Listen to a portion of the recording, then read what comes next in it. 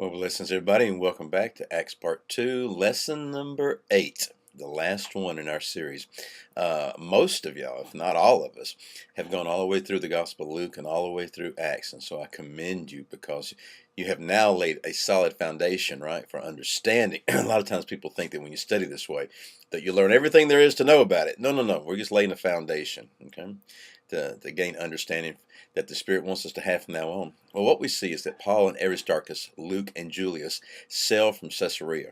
As you saw in your homework, there's a lot of people on various boats here. and Aristarchus and Luke were co-workers with Paul. Julius was the centurion that was guarding him. So they sail from Caesarea, and you get a real detailed look at how they went from one place to another, how long they stayed, how they were making the trip, and how Paul had a degree of freedom. He was allowed to see some friends in Sidon, for instance. And we also gained some insight into what time of year it was and what was going down.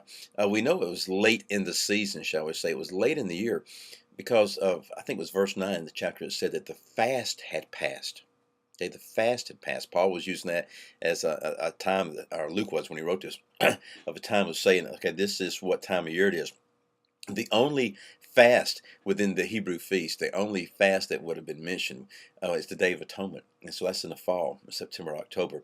And this begins to make some sense right here because they were going to continue the journey, but Paul was telling them, I would advise that you not do this because you know how quickly the weather can change in late fall and winter. Well, you know that the centurion and the ship captain, they're going to sit there and say, really, I imagine the prisoner's not in a great rush to get to Rome, right?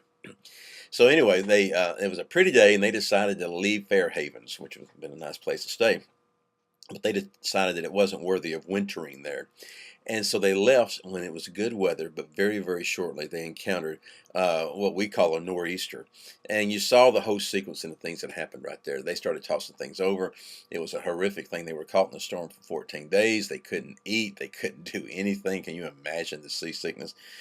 Well, as they're going along, Paul tells them, you should have listened to me. Because he had told them when he advised them not to go, he said, I perceive that if we leave, that we're going to have great loss of stuff and of life. Now he's coming back and he's saying this, we're not going to lose life. And the reason is the Lord had appeared to him.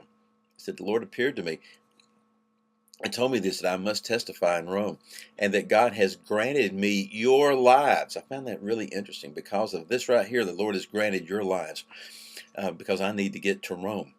And he said, but we will lose the ship. We will lose the stuff, but we're not going to lose our lives.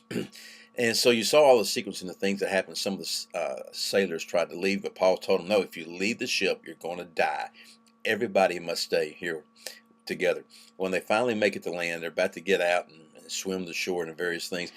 The soldiers were wondering what to do with the prisoners, and they were going to kill the prisoners because they were afraid they were going to escape. But the centurion said, no, don't do that. And he saved Paul, and he saved the prisoners. Some interesting things about this because there's all sorts of pictures that are painted here. We covered some of these in local class.